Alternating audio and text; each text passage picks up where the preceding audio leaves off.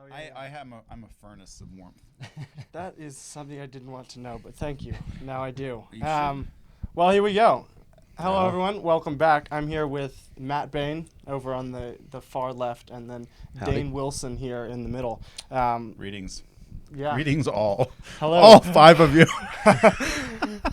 The quick introduction. I mean, I'll do this, but feel free to add on. You you studied Bible college in L.A., and then you in 2018, so not that long ago, picked up a camera and decided, hey, this is fun. 2019. 2019. Moved back to Okay. Indiana, where I'm originally from. Then got Yeah. into all this stuff. And now you are the VP and head of production at the Doan Creative Agency. So it's been kind of a wild ride, I would assume. Yeah, it's been a lot.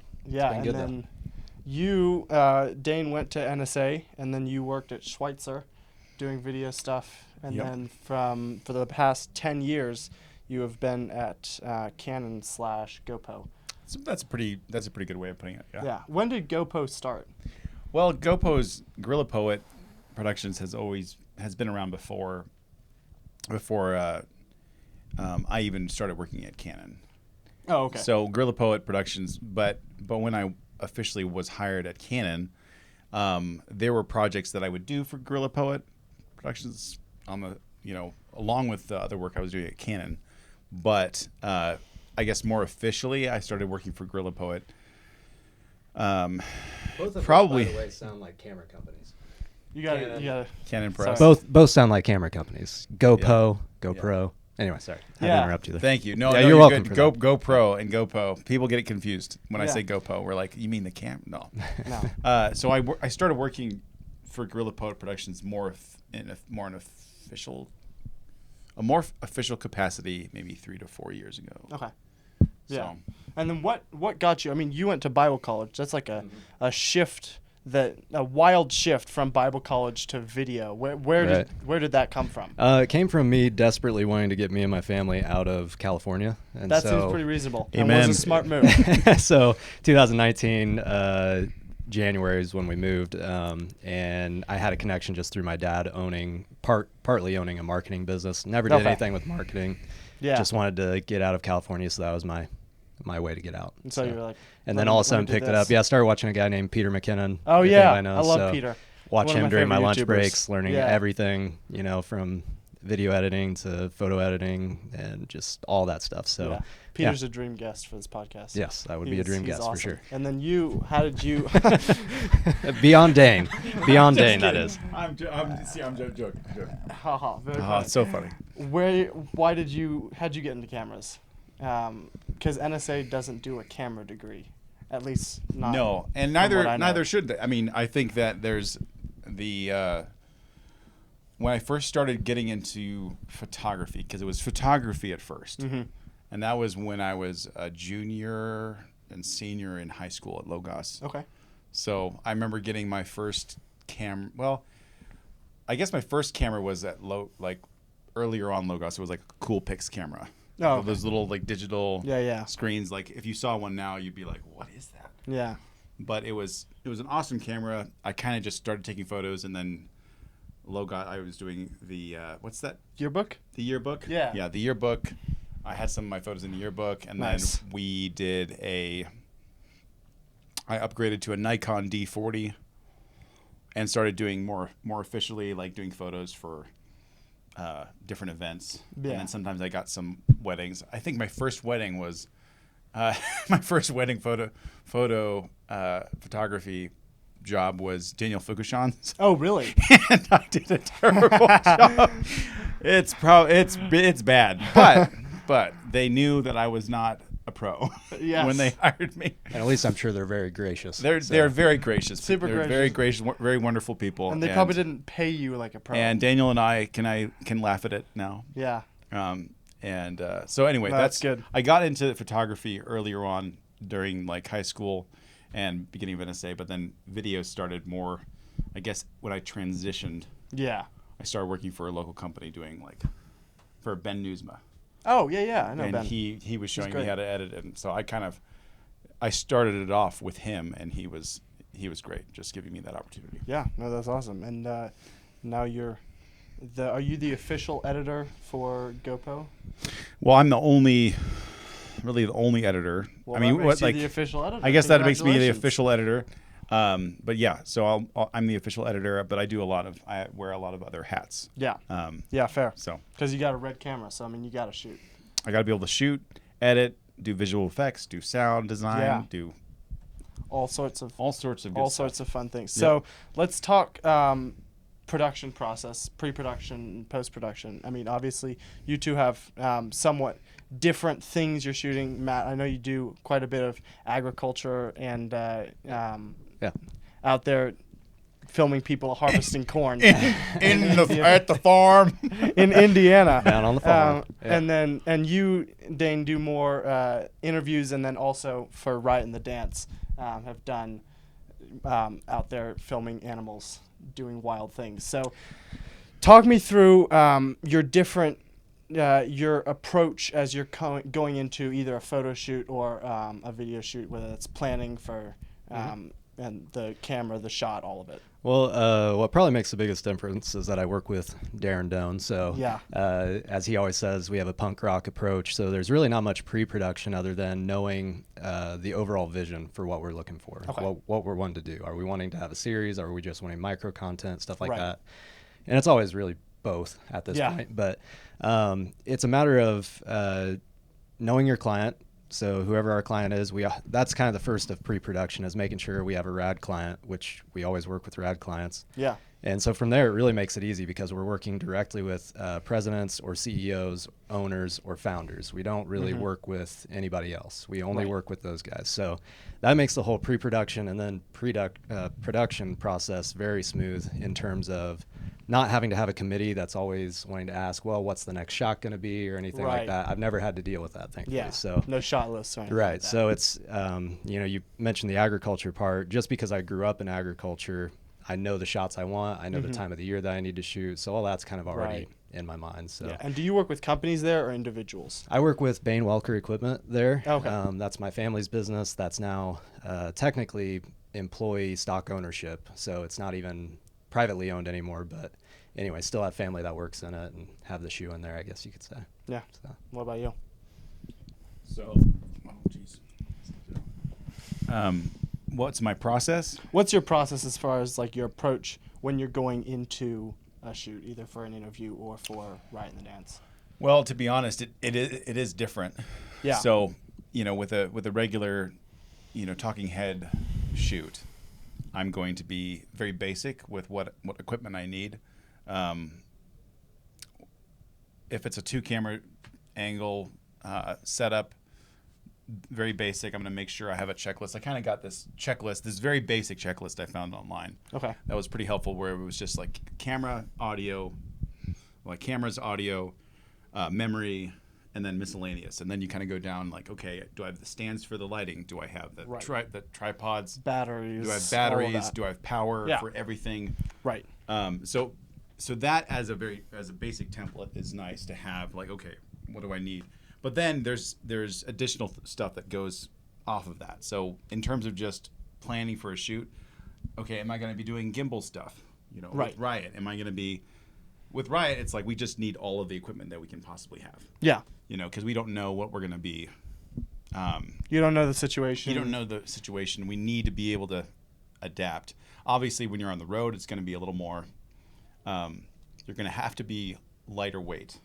Right. So, So with something like a 2-cam, like when we filmed in Hood Canal, like we were up in the Olympic Peninsula. Yeah. James Ingebrigtsen and I just I packed up everything. And we headed out, and we were just filming the whole time. What were you filming? It was underwater stuff, but we had to have our underwater cameras. Right. We had to figure out, how not to die. Because it's cold water. Because it was cold This isn't water. the tropics. This is not the tropics. It was not an easy we're just gonna get there and it's gonna be nice and simple, and we just get in the water and Ooh, settle look at in. this It was fun like shot. you get in the water With your face mask. and you got your face mask, but your nose is freezing off. your nose does have, it is covered. Yeah. But the thing is, when you do have to clear your goggles, which you do have to do When you're scuba diving, when you're scuba diving every once in a while, you have to get rid of some of the fog, you have to open them up Right. and wash out The water. the water and the fog that's accumulated, and then you have to put them back filled with water, and then you have to just blow through your nose until it's all emptied out, and then you've got a clear goggle. But the thing is, I didn't realize this the first time I did that in that cold water was when you took your mask off and the water hit your nose. There was this weird instinctual reaction to breathe in. Like you're drowning. Like, well, it was weird because it was the cold water made Yeah. you want to like inhale. That's odd. I don't Well, know we why, went to- because I was breathing through my mouth. Is there BTS footage of this? No, Okay. Unfortunately. no, but you kind of like it hits you, and then I'm like, don't breathe through your nose. But you just felt that. Yeah, when reaction. I don't know why. we went up to Alaska over a couple summers ago, and we were jumping in the water near the glaciers, and they were like, "You have to have a life vest," and I'm like, "Why? We can all swim." And they're like, "Because when you jump in the cold water, it's like 34 degrees," and they're like, "People get like their body freezes up and they will drown. Like people have drowned just from jumping in." Yeah. Because your body freezes up, you inhale, suddenly you're freaking out. That's what I Yeah. think that's probably what it is. Yeah, is The you're just cold it's shock. so cold that your body kind of like freezes up. So they make you wear life jackets just for your own safety and protection. That would have been nice to know when I was in California and went surfing Yeah. for the first time. Not really surfing because I never got up on my board at all, but went out there in the Pacific Ocean early in the Yeah. morning with no wetsuit. No, or and anything they've got like hit it. serious waves too. So Yeah, it you was, better it was watch your cold. back. So thankfully I Yeah. had the board to lay on at least. Yeah. I mean, I kind of threw it off a little bit, the answer, but basically, there is a pre-production process, and sometimes it's more with others. So, like with Riot, you have to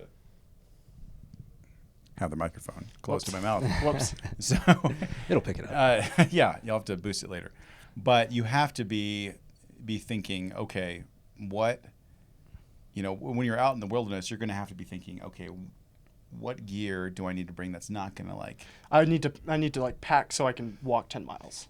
walking 10 miles, or making sure that, like, even when we were filming in like the cold Yellowstone, it was like, how do we pack so that we can operate outside, just clothing wise, Yeah. not freezing to death, but also taking care of the camera, making Right. sure the camera's. I mean, at that point, it's like the camera already heats up enough, so it was kind of one of those things where it ended up being just fine. Yeah. But But you got sometimes to make sure the sometimes you camera need. can operate at the temperature and whatnot. Yeah, sometimes you just, like, even if you need like a teleprompter, like you've got a teleprompter rig in front of the camera we're using. If I don't, you have to have that on your list, and it's not going to be on all of the basic like lists Right. of a camera gear that you need to bring to a shoot. Is a teleprompter. Yeah. It's like you need a teleprompter for certain shoots. Yeah. Anyway, that's a long answer. No, it's I great. don't know if that's what you were looking for. Yeah, and then when you're out there, what are you looking for? We'll start with you, Matt. What are you looking for in your shots, photography or videography? I'd say all situational. So if I know, like, I'll just go back to the agriculture stuff. I know, for instance, that the whole point of the series is to really highlight, like the documentary I did in 2022 was to highlight the service technician. So I'm literally going out making sure I'm capturing footage of them working on stuff, all that good stuff. Right. Everything else, like B-roll, is just, it's gravy on top. So it's going out and just getting drone footage of combines, tractors, all that stuff. But mainly what I'm always wanting to make sure I get is the actual story, because I can get all the beautiful B-roll, and it'd be nice for a Instagram reel or whatever else. But in terms of having, a 10, 20 minute or even an 80 minute, like the documentary was, having a storyline, I'm always looking for that. For that, it was about the business in general, Bane Welker Equipment, what their vision is, and the necessity of having enough and capable service technicians to service the farming community. So it really leaned heavily on the dealership side rather than the farmer, because there's a lot of farmers. Yeah. Farm agriculture documentaries, you can find those out there, but you can't really find the other side. So anyway, all that to say, like, making sure, probably the number one thing is just making sure I'm getting a storyline, because it is documentary style, so I'm not planning everything, even though I have plenty of interviews that I set up. but life happens, right? Like Right. I can't plan for a tractor to break down. Yeah. And I could, I guess, but that'd take a lot more You could money break and it everything down. else, I mean, right? that'd be fun. But anyway, that's what I'm looking for is where's the storyline? What's making sense? How can I have a beginning, middle, and end to this whole thing? Yeah, and then Dane, when you're out there shooting, how much is too much? Because there is like okay, I'm gonna have to work through. I don't want to have to work through 25 hours of footage for 5 minutes of B-roll. So how much is too much when you're looking at that? Well, like we kind of were saying, it's like it all really depends on what you're shooting. So with Riot, because Riot's going to have a lot more than like a talking head shoots. You're going to figure out B-roll later, like what you're going to shoot later. Right. In general, you're going to have that be Yeah. a thing that's going to be like, okay, we film it, we edit it, and then we're like, okay, what do we need shot-wise to And then you fill go it get in? that afterwards. So with Riot, if we're shooting, we're not the BBC. We don't have millions of dollars. Yes. we don't. Yes. We don't have. If you couldn't tell. we don't have the luxury of being able to be on a shoot for like 6 months to a year, Yeah. waiting for something to happen, a specific thing to happen, Right. because that's what they do. Yeah. You actually love your families. Yeah, I love my family, and I don't want to be away from them for that. That would be Yeah. And you vastly could bring 'em there, damaging. But still, it's very expensive. It's very to just expensive. sit But the thing there, is, you don't have to not doing have it. anything. You don't have to be. You don't have to go to a place for 6 months to get something good. Right. So when Well, we it went, depends on the thing, I would be sure. well, like if you like the BBC, they're looking for things specifically. Right. They're like, we need to have a full-on fight between these two like stag beetles. Yeah. We needed this to happen. We need this to happen. They almost have a storyline already Right. built out that they Yeah. want to show. Which is crazy. Which but- is really, I mean, it's great. Yeah. They can do it. Yeah. It's wonderful, and we enjoy it, and we're very thankful that they can. But when we're shooting, it's going to be, so, for example, when we went to Monterey Bay to film humpback whales, we didn't know we were going to get humpback whales. Yeah. We were hoping, because that time of year, it's like there usually still some left over in the bay, in Monterey Right. Bay. And so we went out, But no we guarantees. had one day that we Yeah. had the boat basically for maybe a day and a half. The other day was just scuba diving off the boat. But the full day of whale hunting was one of those things where we started it off. It's crazy calm day. Just the water was super mirror-like, just serene. Beautiful, yeah. We were just floating around on this awesome boat that was just built for kind of looking, and he'd taken out like Netflix and BBC. Like, so this guy, Yeah. he He knows knew what this. he was He doing. knows this world. He knows what he's doing. So we get out there. We're trying to find whales. We see some whales. We're following birds, because that's where usually Yeah. where birds are. Whales are usually There's going to be. activity there. There's some sardines there. Right. We found, if you've seen Ride and Dance Water, we found a mini sardine ball. Oh, that's so funny. it was like This big. That's awesome. It was small, but it was where the whale was. So we were following this whale, and I think we maybe found two that were just kind of slightly breaching and going under. And then God was like, we had been out there for like 4 hours or so. Yeah. God was like, all right, let there be light. And the sun kind of came out, and all of a sudden we were just had whales breaching Yeah. around us like crazy. All over the place. All over. We were just breach after breach, and I'm just sitting there with my pre-record on my red, going like, please, Lord, let this happen. Yes. And all this is just, Yeah. and I pan, because I wasn't quite where it breached. I pan over, and it's just right as it's like reaching its zenith. Yeah. And the shot we got was just like how Immaculate. the guy who was taking us on, the captain, Captain Phil. What a legend. Captain Phil was just like, that's crazy. Like he was kind of dumbfounded how lucky we were, and how awesome of a shot we got just from that. He was like, that's up there with BBC Levels. level stuff. And you only paid for one day. He was kind of probably upset too. No, well- He's like, I could have gotten at least like 6 more but days. he was wonderful, and we had a great time. But anyway, it's not really answering your question. But the thing is, when we are out shooting, let's say we're filming for nature documentary specifically, we want to make sure we're getting scenic landscapes, establishment shots, we want to make sure that we're kind of getting the, if it's a specific animal that's a little smaller, we want to be getting like wides, close-ups, medium Right. shots, and then ultra close-ups if we can. Macro, yeah. The macro, where, you know, when we were in Arizona, I remember getting lizards, and I had my macro lens that I'd rented, and I was just getting in there on the scales, just like super detailed, because those details, when you add them to a doc like that, it makes it so much more interesting. Right, and it makes it seem so much more professional. Yeah, and you want to be able to have, and that's why I think drone, you know, I mean, you're a drone guy. Like, drone shots are really make great establishment shots for any transition True. scene. If you're driving, okay, we need to go from here, we're in Yellowstone, okay, now we're somewhere else, because, you know, we're not going to be like, I mean, sometimes we may decide, hey, let's just do a doc episode on this area. Yeah, right. But usually our docs are like, okay, we're going to go to Yellowstone, we're going to go to Monterey Bay, we're going to go to Hawaii, we're going to go to Florida. And so we need those nice, wide establishment shots that are really fun to get, but also just you want to be getting as much. And the thing is, you're saying like too much B-roll. Can you have too much? Yeah. Like, well, you can't.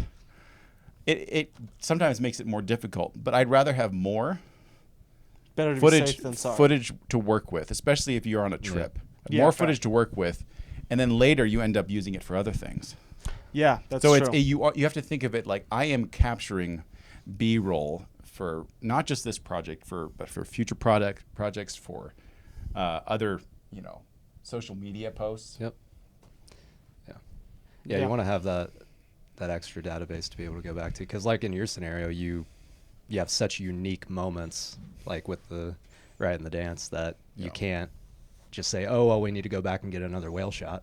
Like, you're not going to regret having a terabyte or whatever of whale shots, you know, to work with. Yeah. I mean, rather than the reverse, you know what I mean? Yeah, and sometimes when you're in, you know, when we were in Africa, you're kind of thinking, okay, well, we've got a lot of shots of the giraffe. And every time you drive out, every day you get out there, you're going to see the same animals over it, because there's a lot of them out there. Yeah. There's a lot of giraffes, there's a lot of zebras. Right. And so you want to make sure you're kind of hitting the whole thing, but that's why it's nice to have somebody. So we usually have James Ingebrigtsen's been kind of directing this one. Yeah. He's been directing this one, and he'll be like, all right, let's move on. We've got enough. Yeah.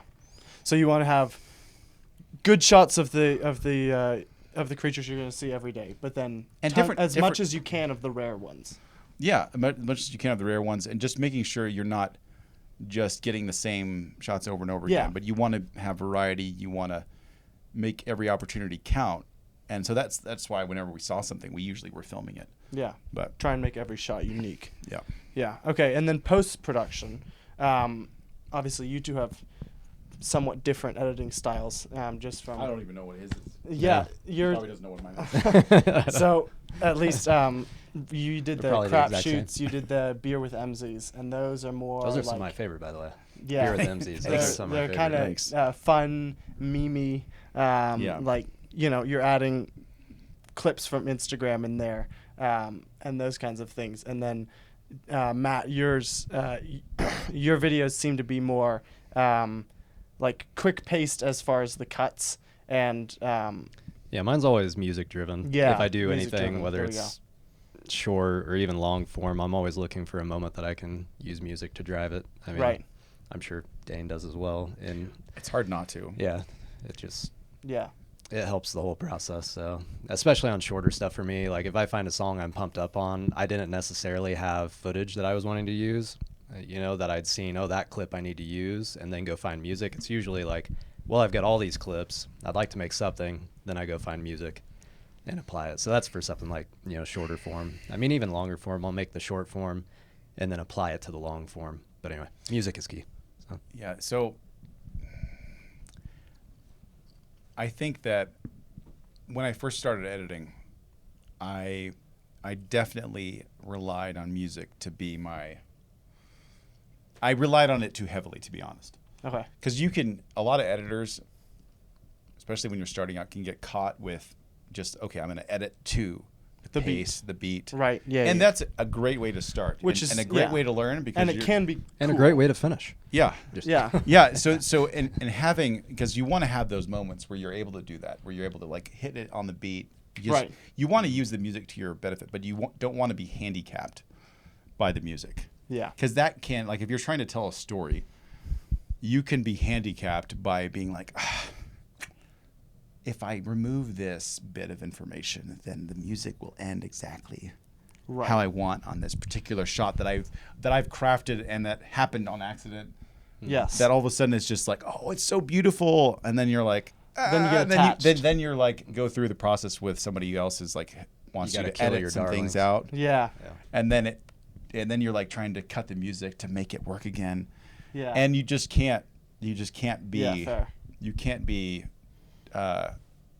crippled by that. You can't be like, okay, well, I'm locked into this. You have to be willing to throw your babies. Well, maybe that's a bad analogy. No, I'm it's- not going to use babies. Kill your darlings. You're Right. going to have to kill your darlings. You're going to have to, and sometimes you don't have to, and those can be fun. Yeah. But editors can get wrapped up into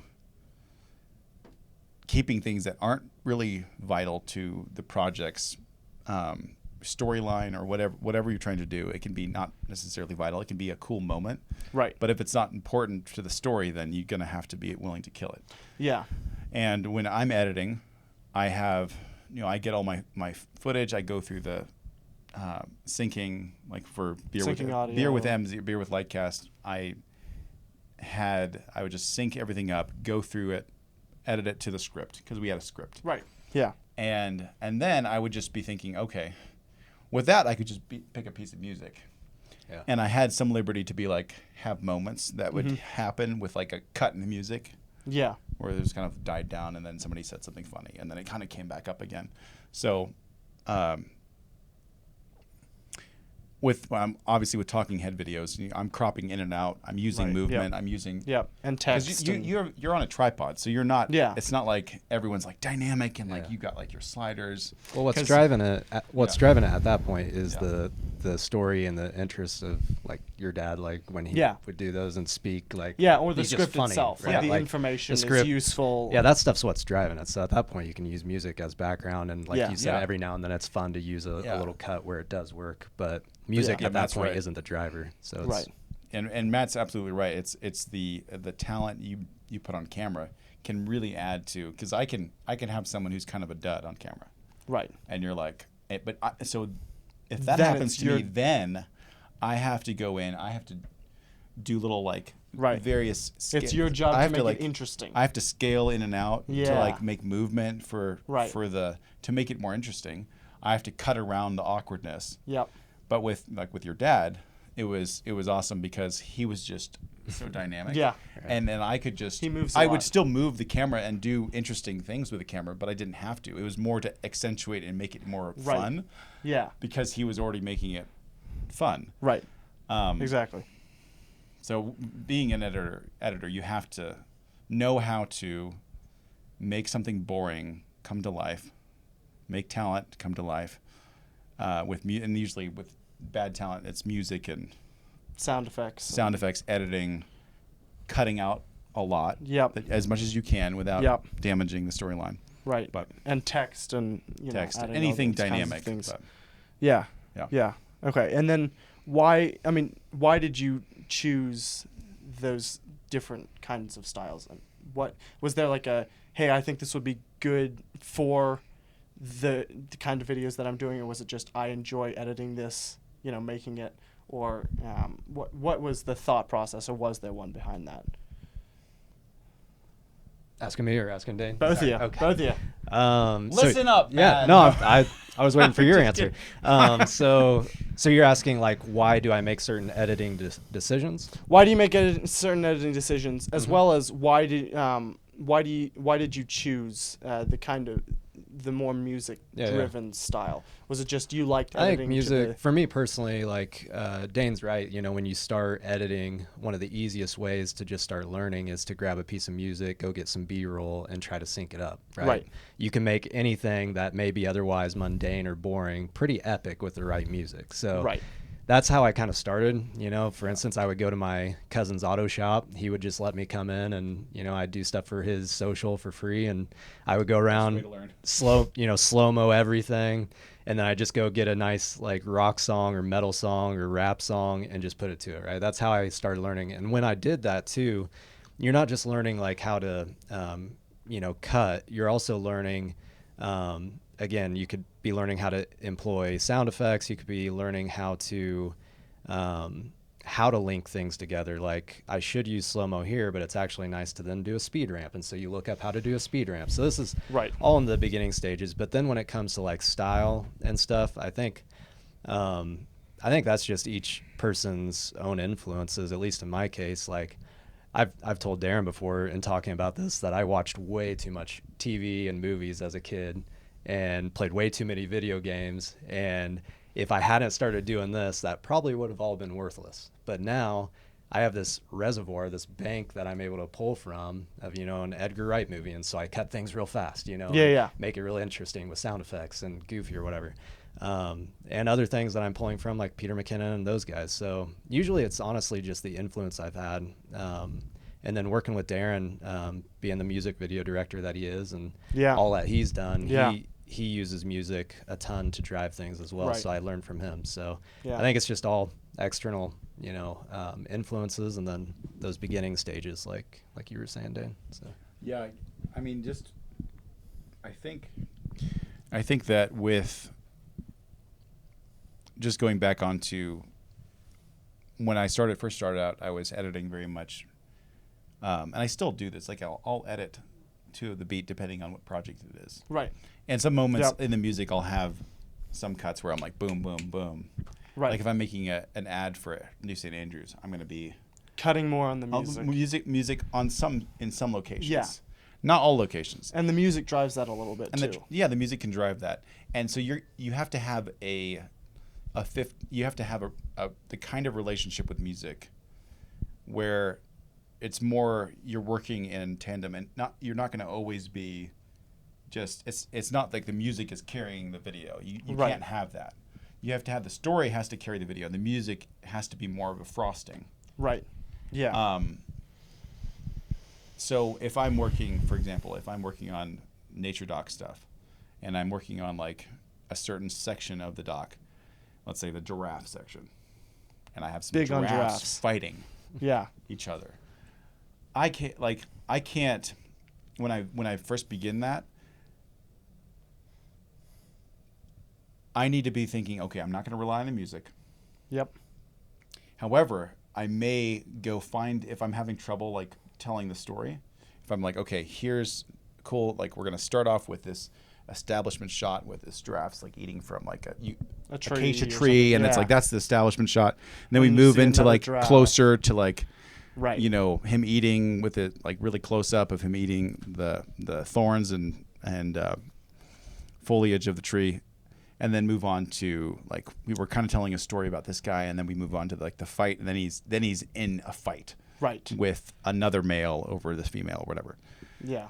So I think a good editor has to be able to tell that story with no music at all. Okay. At least as the base. Like I think you should be able to do that, and then put the music on there and be fine. However, what I do. It's such a weird thing to say. What I do end up doing is I'll begin laying out the shots that I've selected, the ones that I like. And then I'll be like, okay, it's time for some music to get me going, because music is inspiring. Right. And it will help you start to form like, oh, that would be great right there. Yeah. Because of whatever, this music change. And you're like, okay, then I can have this happen here.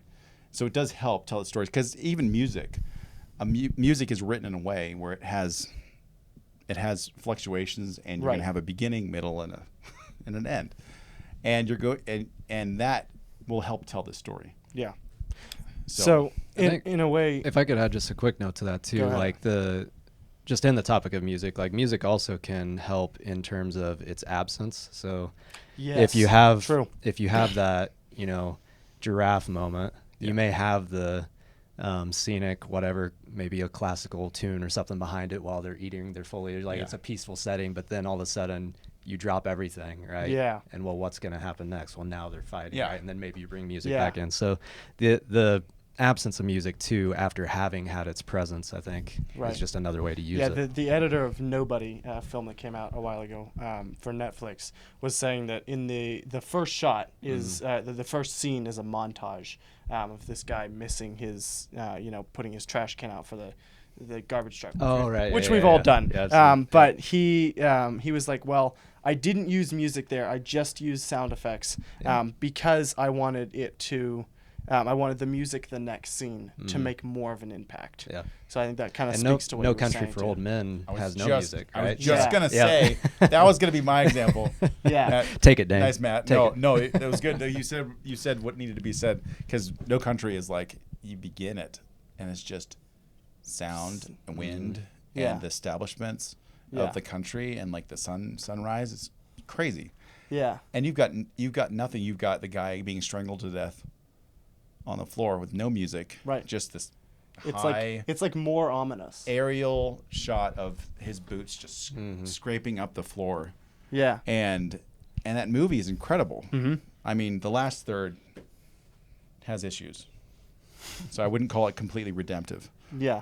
I wouldn't call it redemptive, but the first 2/3 of that movie were fantastic. Yeah. So the editor of Dune, which I think won a bunch of awards for editing, said that when he was editing it, he edited it rhythmically. So what's kind of the difference between doing that and editing it, based off the music? Sorry.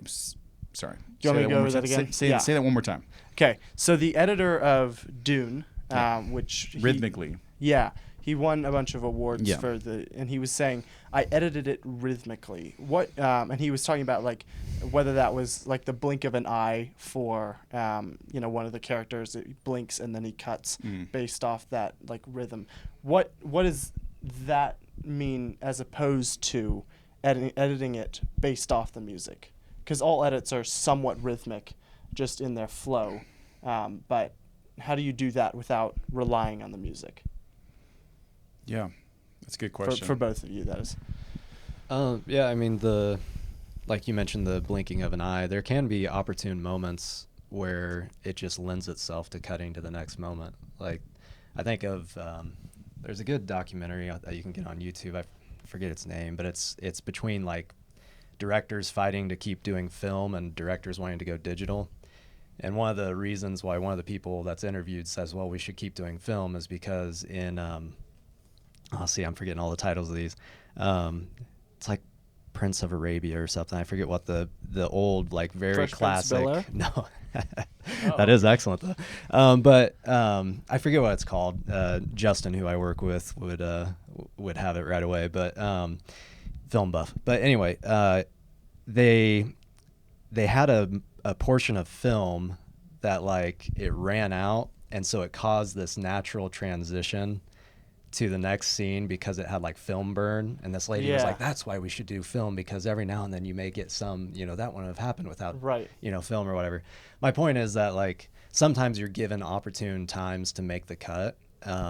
In terms of making that into a rhythm, I guess I'd have to know what he's meaning more of, like, is it rhythmically in terms of, I think, for instance, like with the documentary I did for Bane Welker, the rhythm of that was the rhythm of the seasons. So I went, through the seasons and found opportune moments to introduce the next season or in the previous one. Like the rhythm of that documentary was based on the rhythm we all live, every year anyway. Yeah. At least those of us not in Southern California. So yeah. Anyway, in terms of how's that different than music, I guess it can be more interesting sometimes because you could even set up an expectation for your audience in a different way than the music, because everybody can expect with music, like you were saying, like when the beat hits, there's probably going to be another cut. Like if you're doing like a 1 minute reel, you could have cut every time that beat drops or every time the snare hits or whatever it is, right? But in terms of a especially longer format, you can make it really interesting by having something like that where it's rhythmic of whether it's the seasons or different periods of a character's life, stuff like that. I don't know if that's what he's talking about, but that's what I think of when I think of the rhythm. So Dane probably has a more educated answer than me. I mean, who knows? Maybe. I mean, when I think of rhythm for editing, I mean, there's a book called In a Blink of an Eye. Okay. And Murch. Well, I think it was Walter Murch, this editor who's an amazing editor, and he was writing about like when you've got somebody blinking, like using certain, because he was on. Let me back up a little bit. All right. There was I think it was a conference where he was kind of showing people how he edits. Okay. So a live edit or something. So a live edit, and he was just kind of showing people, okay, as he's editing the scene, he'll because he used to work on old editing machines where you actually had like a pedal and you were cutting things and you had to like kind of, figure out where the cut should be. And so editors back then had to actually had to kind of rhythmically edit. Yeah. Because it was like, okay, how do I feel this should be? And you'd have to just kind of like on the moment just know, okay, this is now where the scene's going to cut. And sometimes like the rhythmic, when you're talking about Dune, I would be curious to kind of watch it again and just kind of watch for that. Yeah. But in the blink of an eye, if you had somebody on screen, like you've got a character, really quiet scene, just sitting in bed and the camera's like pulling up close to towards their face. And it's like maybe a sad moment. And they haven't blinked yet, but you're just kind of, the camera's pulling closer and closer. And then the camera kind of slows down and stops. And then if the person like blinks and maybe looks up, like that's a good time to cut. Yeah. So like rhythmic, I think, can mean different things. So it's like, what are you trying to follow? Like, when are you trying to like if you've seen those scenes where you've had that motion towards a character who's not looking at the camera or looking kind of down, and then all of a sudden they look up, and then it cuts. Yeah. So you've seen that before, right? And I think that's kind of editing rhythmically in a way where you're not really relying on music. You could add music to accentuate the cut. Right. It's like dun dun dun. It's like, and then boom. Yeah, and then on the hit you cut. Yeah. But the thing is, like, I'd have to watch Dune again and do some. I think too, it's pacing. Yeah. Like that's kind of what I think of when you say rhythmic. If we're not talking strictly about music, it's like pacing. So, like given like an episode, I think of recent project called Repurposed with Sierra International Machinery and John Sacco. Yeah.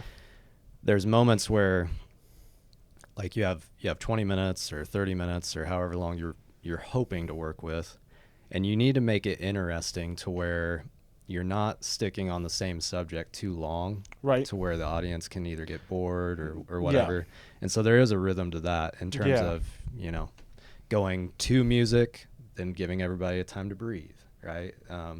Having a lot of information that's spewed out, and then going to music to get away from that and to be able to think about what you just heard, right? And so there's a rhythm there. I'm curious if that's what he was talking about, or I'm gonna have to look it up now. And yeah, I would recommend it's from a podcast called Art of the Cut. Okay. And he talks to him, and very, very interesting. He's edited a bunch of movies and has won a bunch of awards for editing. So very well informed guy. Dune was fantastic. Dune was incredible. And he also did Blade Runner 2049. He did Sicario. Okay. Sicario. You can just tell with those that he just likes to sit.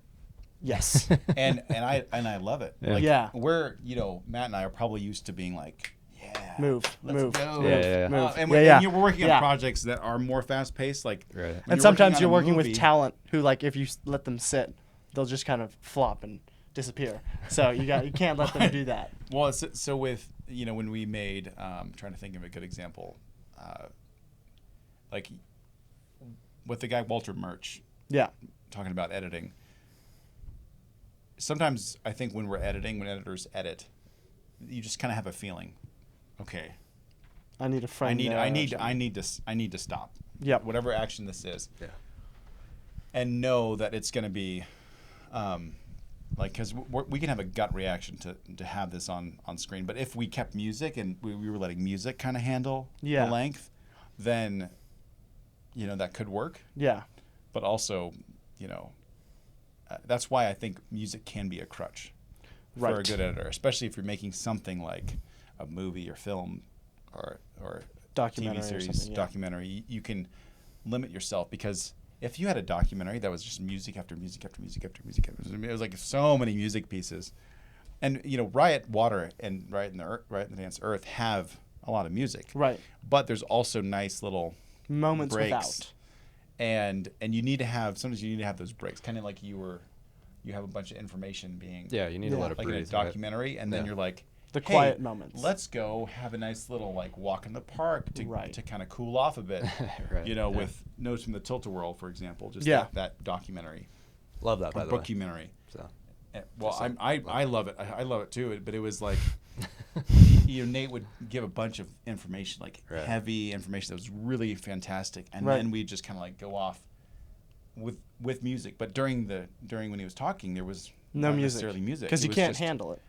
Because you could, but it was nice to just have it be quiet, and you were just listening to him talk. Right. And because Nate is fantastic at voiceover, and he's just really good. Yeah. And I think that bookumentary he made that bookumentary work so well, with him giving his incredible wisdom on these different topics, and then the editor took you out with some music, and it was like, okay, now we've got a little like wasp, right? In the barn, you're like looking at the world, and you're looking at kind of the stuff that he was talking about, and you see it in a new perspective based off what he just said. And so you're just able to be like, okay, well, let's go try it. And then you kind of get shoved. You're being given the little talk at the top of the slide by the person in charge. Yeah. Like, make sure you keep your hands, your feet inside. Don't do anything. You get your little like, or before you go scuba diving, you get like trained up, and then you go scuba diving. Like, here's the fun. Now you go. Yeah. Have fun. You've learned all about it now. Go see fish. Yeah. Go see fish. Go look at the world. Yeah. No, that's awesome. Let's switch gears a little bit. Talk social media. I was doing research for this. Matt, you use social media quite frequently, all the time. Not as much as I. Yeah. He's filming it right there. As does. That's because I haven't posted for a while. So. Yes, as does Matt Darren. needs some content. I do. As does Darren. And a lot of what you post. I mean, some of my favorite. I found you from some recent shots. Which is I don't know, that's a series like you on do. LinkedIn. But you'll just post those, and those are incredible. And Dane, you don't really use social media as often, especially not for like work purposes. So I use social media for Riot in the Dance. That's what I do. Social media, I do the Riot in the Dance social media. Okay. But in terms of my own, like you're talking about me specifically, personal brand. No, I'll take a photo of my son and be like, "Hey, look, check it out." I used to post more, and to be honest, I kind of want to do a little bit more than I have. But usually, it'd probably like if I could do it every once a month or once every 2 weeks, just to be like actually taking photos. My camera is incredible. Yeah, I just want to see pictures of iPhone your cameras all the time. Actually, that's what I want. You're just being selfish, Matt. So anyway, whatever you were. Sorry, I no, you're good. No, going. You talk a lot. It's good. No, I don't want to. I do talk. What was the question specifically? So the question was, what made you make that decision? I'm going to use social media a lot. Why are you using it so much as opposed to like, hey, I'm going to put these photos up on a website or something? Yeah, I think it probably started actually in 2018. Part of the backstory too is that I somehow came across Gary V. Oh yeah, Vaynerchuk. It's hard to not come across nowadays, Gary especially. Yeah, and that was before I was into anything beyond maybe having Facebook, or I don't even know if I had Instagram at that point. But as soon as I got into the marketing stuff, and then started, like I was saying, watching the guys on YouTube that I was watching and learning the value of putting yourself out there, especially then when I quit that job at the marketing company, went off on my own, and just tried to start utilizing social media. I was listening to Darren at the time. Right. So that was influencing as well. So had a couple different guys just pointing out the power of really just the smartphone and the internet combined with the smartphone is essentially what it is. When we talk about social media, we're just talking about using the internet in a specific way, to get a specific message across. And so instead of going the route of like a website, which I think Darren's put it this way before, and I think he's right, that it really has just become kind of a glorified business card. People like to see that you have a website, but it's not necessarily where they're getting all the information from you anymore. Right. True. They're going to Your LinkedIn, Instagram, especially for B2B. They're going to Instagram. They want to see that you have a TikTok or whatever. They like to scroll through and be entertained just like everybody else, right? And if you're entertaining even as a business, that helps. So my personal use of it now has actually changed to be more like what Dane was talking about, where I don't post as much, though I want to more. Clearly. but Behold. the reason for that is because, and I've even talked with Darren about this, like I was like, should I be posting more? I feel like I'm doing a lot already just in terms of content creation. Yeah. He's like, because there is no. like how much is too much. Well, it's not even necessarily that as much as it's I am posting, but I'm doing it through all our clients. So I'm making a 4-part docuseries, then splitting it up into 30 trailers. I'm making, full documentary and splitting that up into tons of content. And so really I am posting, but I'm posting through my, my clients. Even if they're the ones doing the posting, I'm the one providing the content. So, so I think the main principle is creating a lot of content. Yeah, I don't have to do it all the time. Because he's doing a lot for for his company. Just like Riot in the Dance, right? Like you're doing stuff for Riot in the Dance, and and it's great. But it doesn't mean you always have to be doing it for your personal, unless if you're wanting to build your personal brand to do so. I mean, I just look at, my Instagram account. I usually can. I mean, the real value to Instagram is being able to go find. Well, to be honest, stuff that other people are doing for their nature shows. True. Yeah. And be able to see, okay, what are other people doing? Can I implement some of that? Can we do the same thing? Right. For our own brand, and so I've found reels to be super helpful when I'm trying to post a reel. Look up, okay, what are the reels that are really interesting to me that are from nature photographers, following nature photographers and videographers. Yeah. Like Paul Nicklin is incredible. I mean, he works for BBC. But the thing is, I feel like there's a lot of individuals who get hired out by BBC. Yep. Well, individuals, and they got a camera, and then go shoot a snow leopard. Yeah, but if I was in their shoes and I was doing the kind of work that they do, in terms of, I don't know exactly how they interact with BBC or if they're full-time BBC, but some of these guys are just out there shooting all the time, right? And that's kind of their job, and he's just got lots of fun content where it's just like, wow, those are incredible shots. Yeah, and he's posting it on his own personal. And there's one guy on Instagram, the guy who filmed. He was the director of photography for Revenant. Oh, I think I know who you're talking about.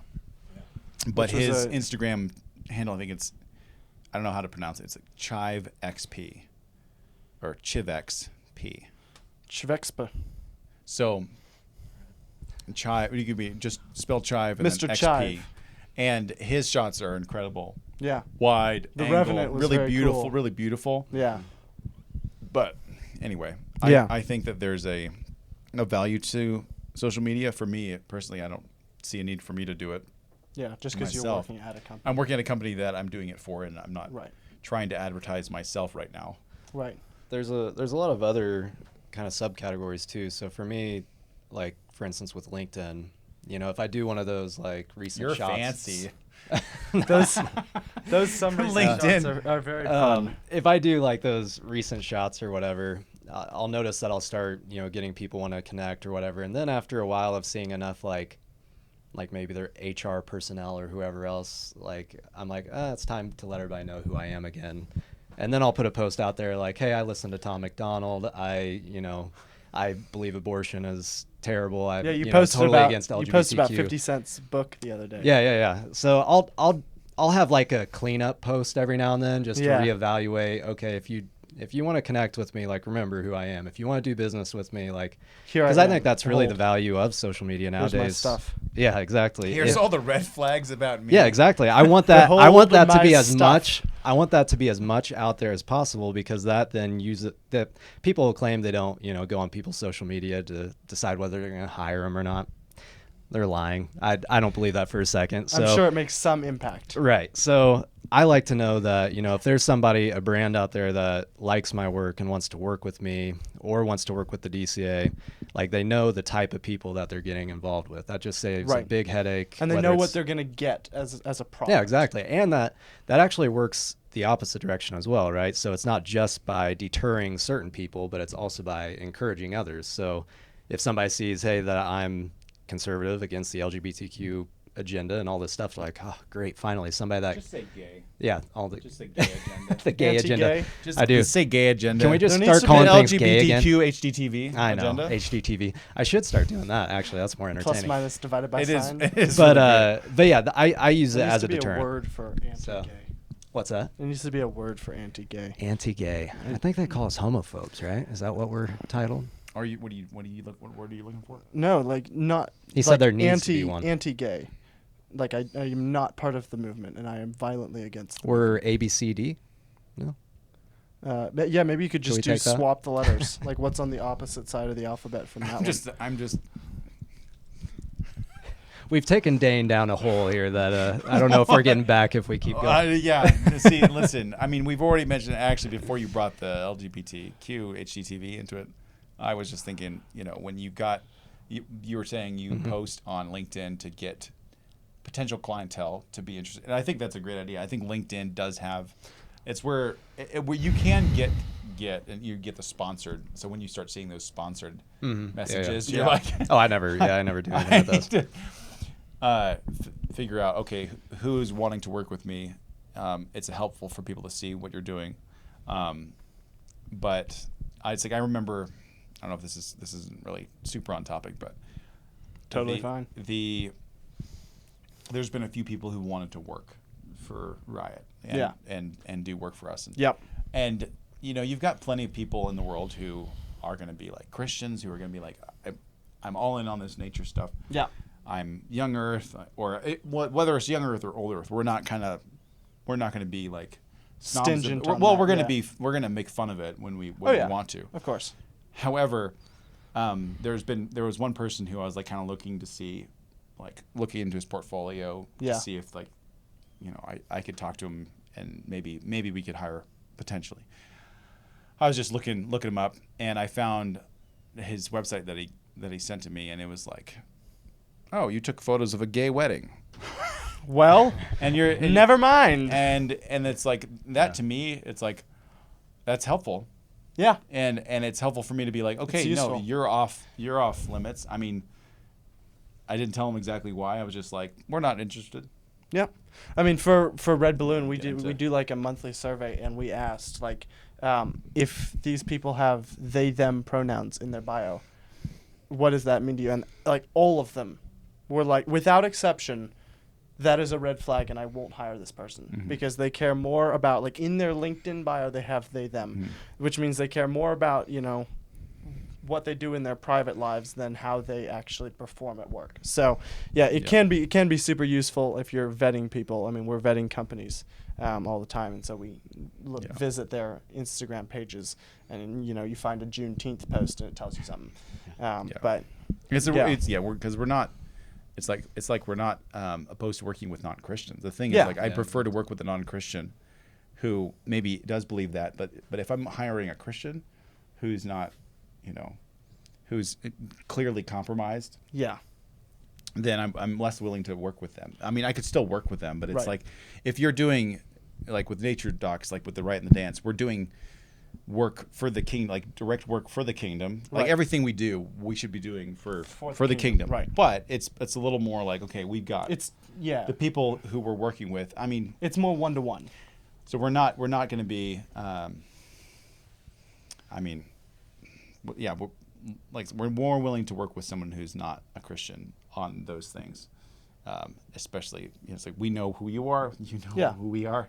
Rather work with a wolf than a wolf in sheep's clothing. Yes. Yeah, Yep. that makes sense. Matt, for you, I mean, back to some recent shots. When you're doing those, when you're getting those shots, what are you looking for? Is it, you find a location, you're like, this would be really cool, let's get a truck in here, or is it you see the subject and you're like, okay, this, I'm gonna do something around this, or is it just I want to go shoot something? What is it that you're inspires those?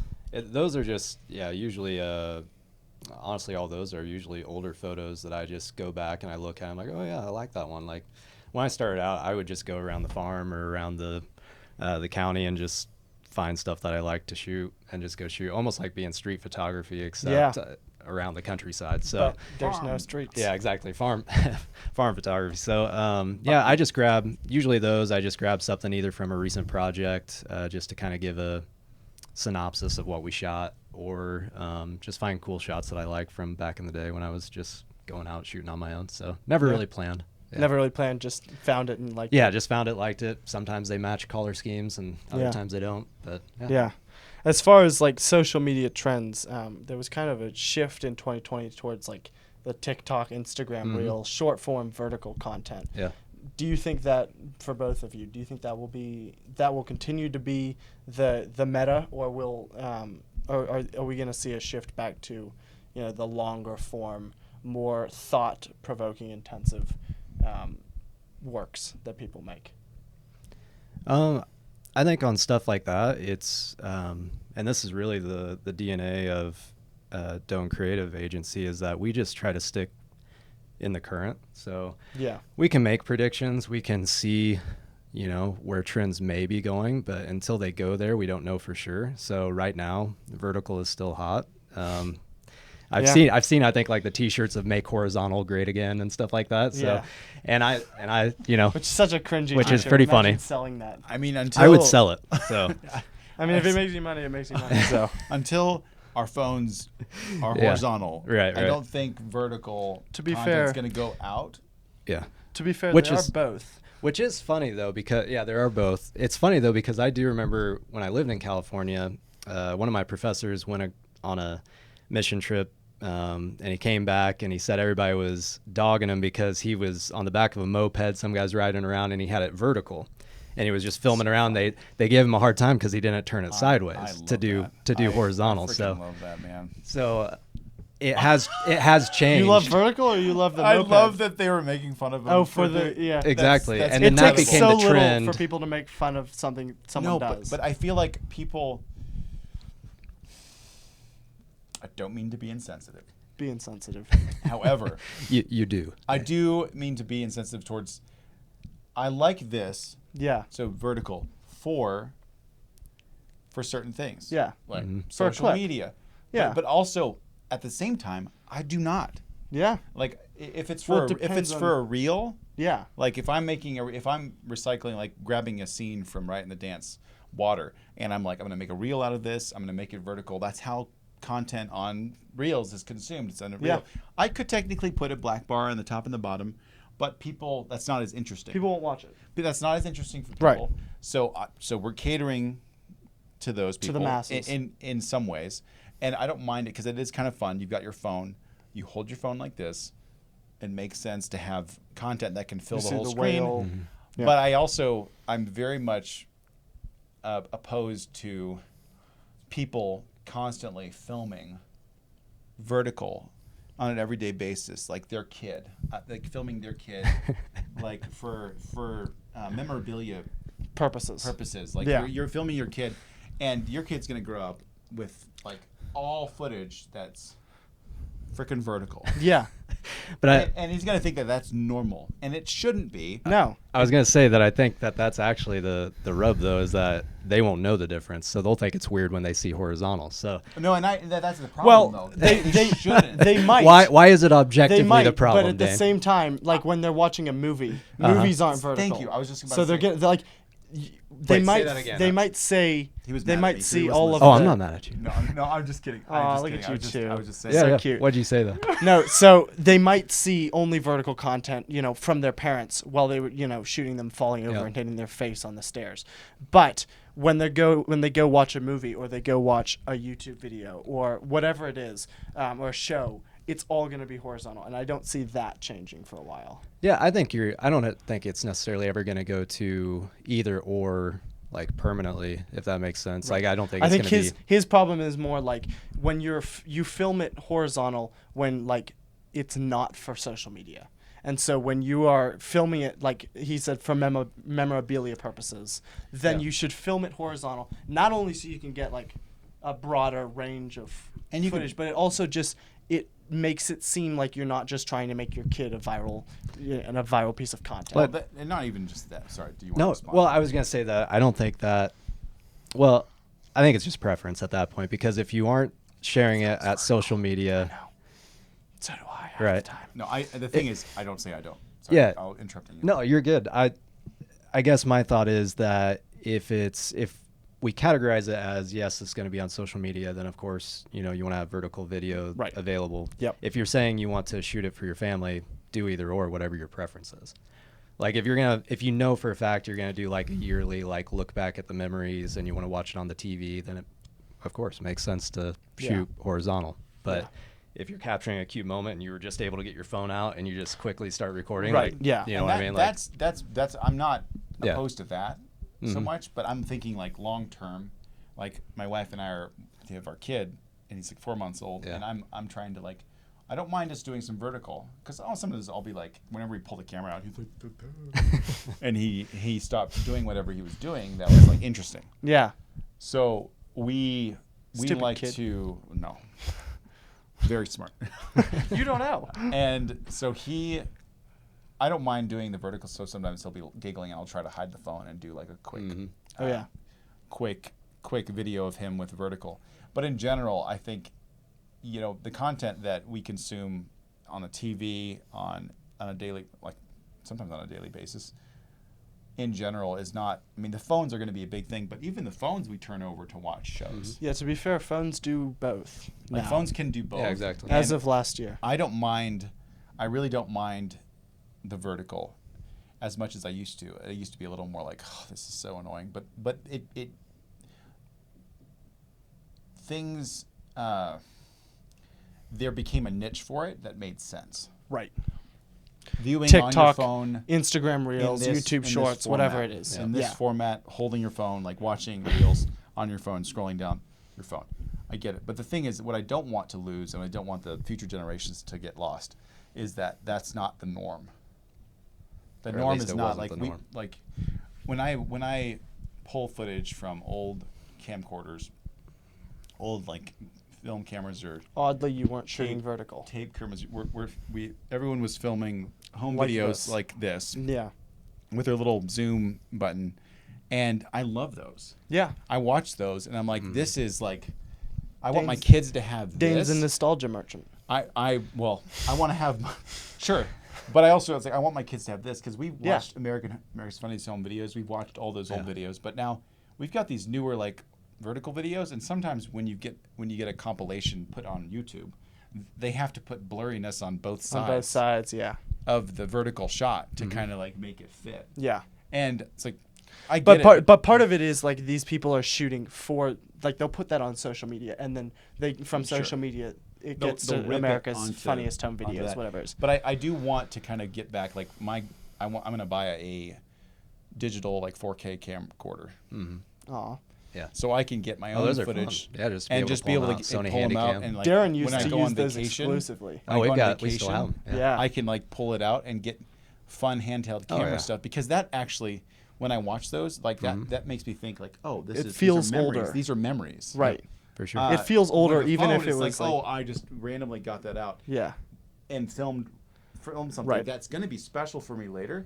But if I film it on the camcorder, I'm actually like, part of the thing is it's easier to get that data onto your computer and put it on in a folder. That's like, Apple iPhones are just the worst, because you're trying to like get your content off off and onto like a folder on your computer, and then You can AirDrop it. I mean, But it's just I just hook up it's an a pain. SSD to my phone now because they have the USB-C port. See, that would can be do that? that would be great. But anyway, the part of the point Wow. is like doing the camcorder and having the camcorder be something is you pull that out when you're like, this is a special moment. yeah. And I want to capture this of my family. Yeah. And have it be decent quality. I mean, our phones now are decent quality, so we could Yeah. technically just. But if I could just have a one-stop shop, where Yeah. the camcorder that we bring on vacations and film at home is something Right, that and we it's can got just pull and out. it's got like the border with the Yeah. red blinking light, and it's like Yeah. this is Christmas 2028. I don't know if it would have Those the kinds of- border like that.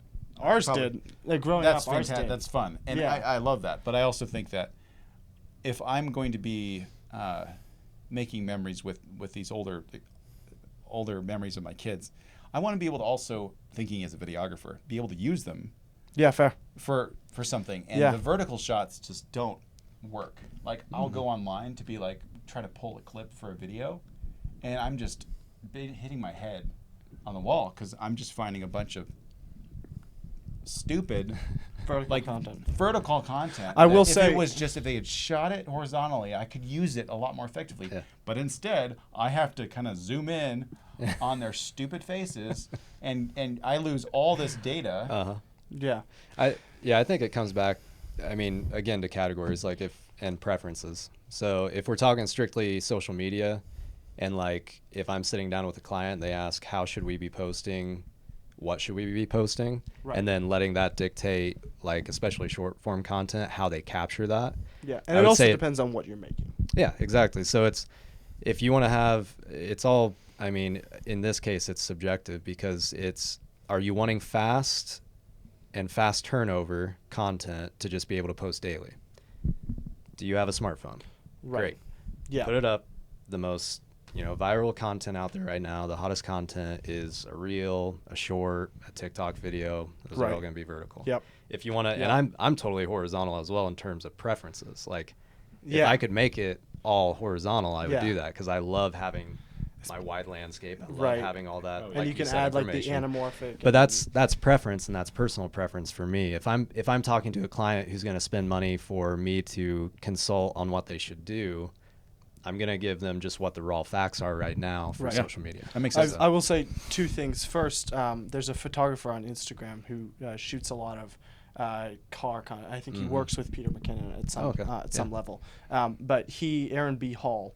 Oh, yeah, and- Brim Hall. Yeah, Yeah, yeah. So he was in a video he was talking about it, and he's like, I only shoot horizontal and then I'll crop in. Yep. But he uses a Canon R5 or something. So Yeah, it's he's got a R5. large enough sensor where you can crop in to a vertical shot based off that horizontal. Yeah, and he's doing a lot of photography, so He's doing a lot of that's photography, like an 8K and image it's as well, yeah, that no, he's so shooting every photo. so he exclusively shoots horizontal and then crops in. See, Yeah. that just makes so so he much more gets sense. more. Yeah. But that's not always a possibility with an iPhone. The other thing is there's a new sensor format that's becoming more popular called Open Gate.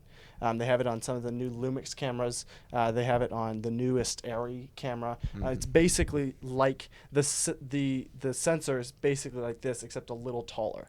So it's more or less a square, which means like a 4x3 instead of a 16 it's like by a 9 4 or by whatever. 3, yeah. Yeah. And so you can, if you shoot Old Open Gate, television. it's a big yes, basically.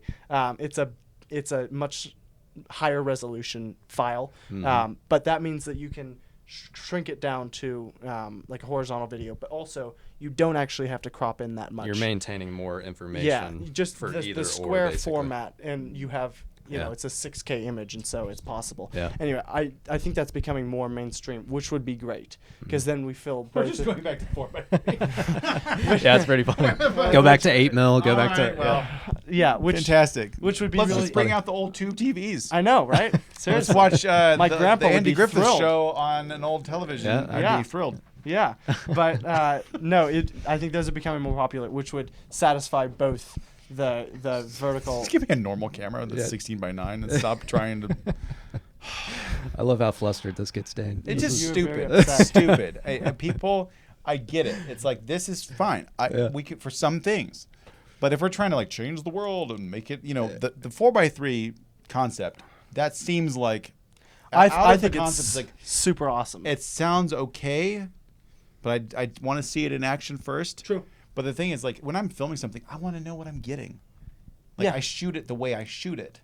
Yeah, You but know? you can the advantage at least of a 4x3 is you can you shoot from here all the way to his feet, and then you can crop into just here. Where's to the here. creativity in that?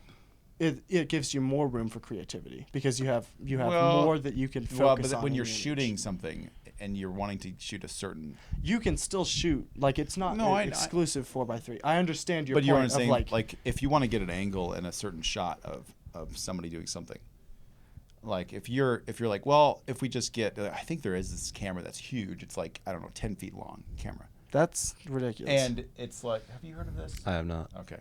Well, basically, I mean, the concept. this might have is- been a nightmare. I of think yours. maybe. Whew. Glad I'm in the real world now. But I think it was something where it's like it shot so wide, but you could like crop it on anything. yeah. And the idea of that sounds like amazing Super and like cool. But what we don't want to do is lose. It leaves no room to stylize. Right. We want to be able to stylize our shots the way. And then there's some wiggle room. Like what you're saying isn't the worst. Like the 4x3, thank you. I the appreciate 4x3 idea to kind of capture certain amount of, so you can move things around in that. I could see there being a value to that, especially given the world we live in, where everyone wants vertical and everyone's an idiot.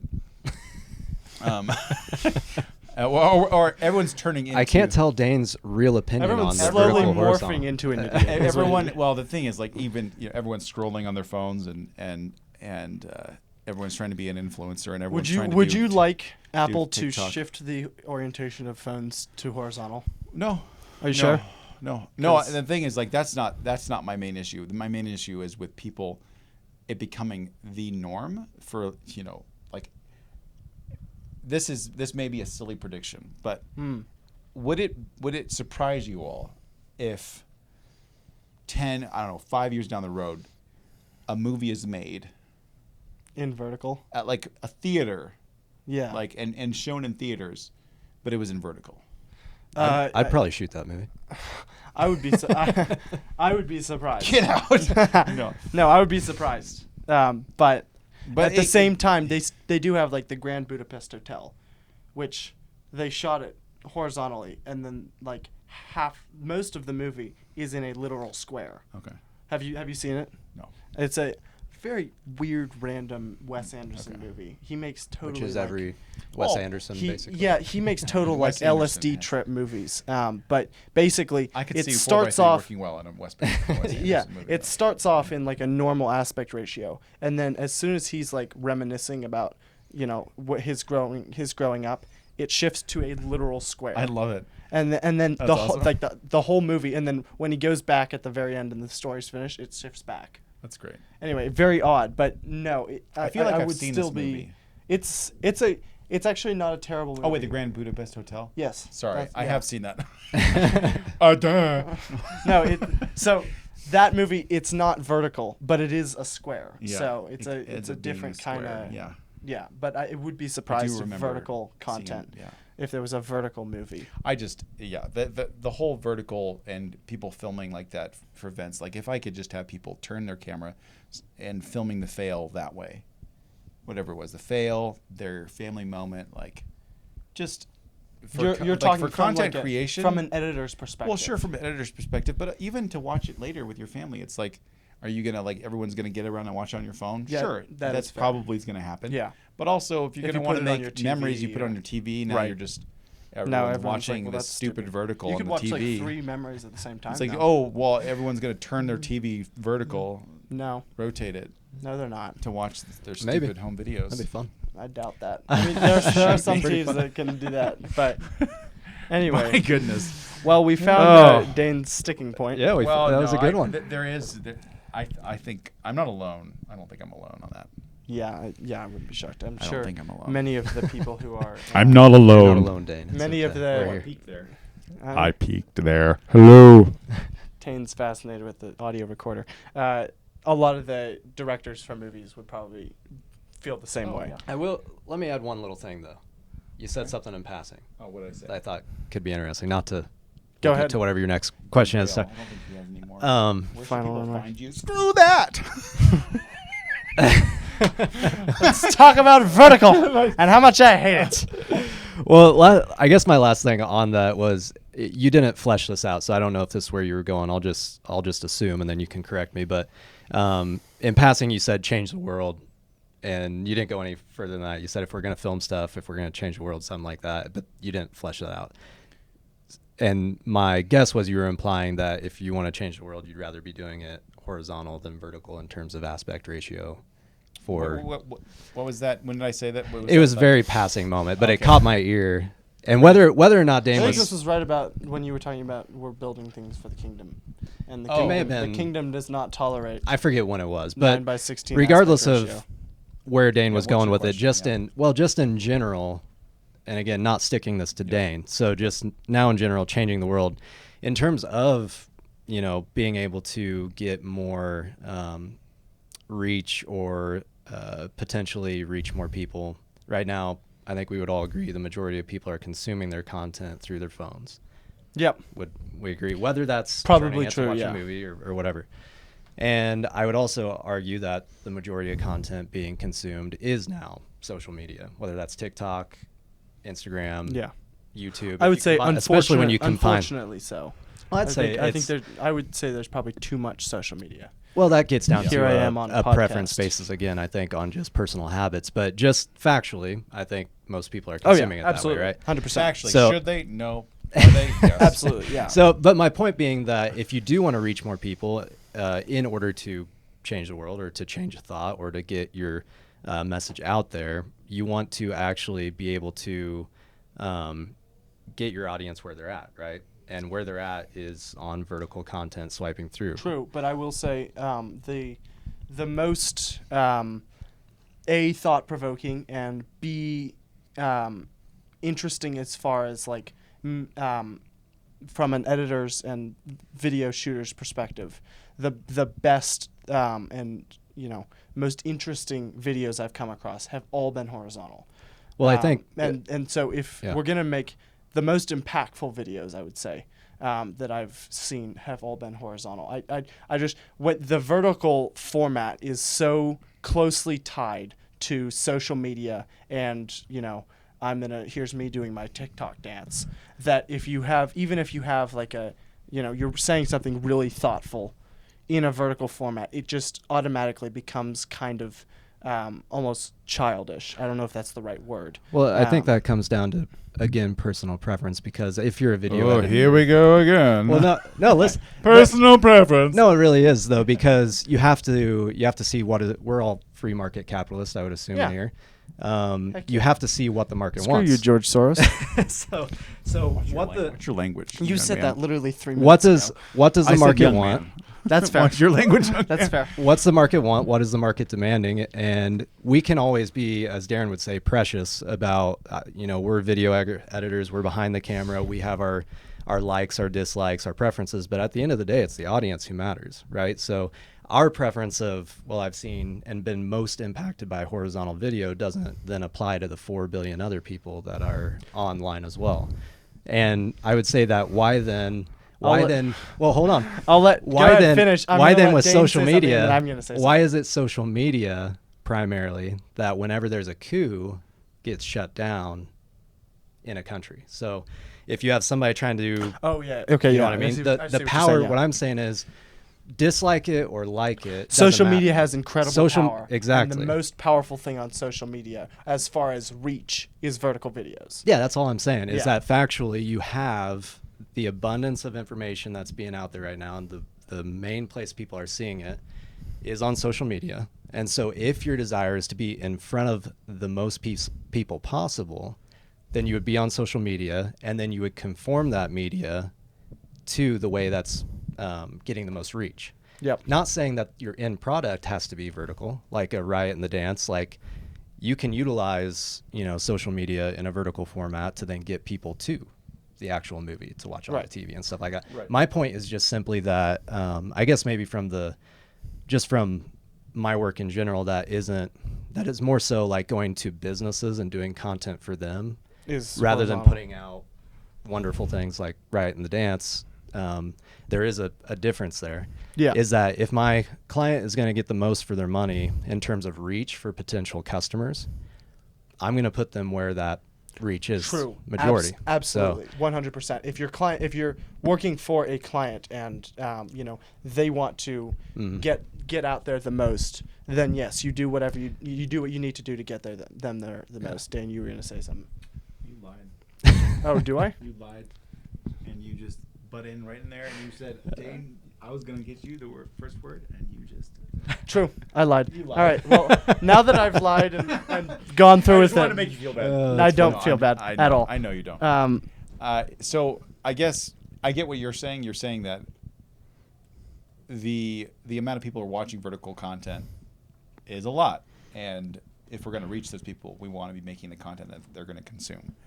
I understand that. I think, but going back to the point of like, I don't mind vertical content on social media because I do vertical content, but usually it's vertical content from content that was not vertical. Right. And so I'm going to be red is nice, by the way. right. Yeah. It's just, so Red's that's really yeah. nice. And so I think we just need to, when we're making content, we need to be making it, well, to the glory of God, but also we want to make it beautiful and interesting, and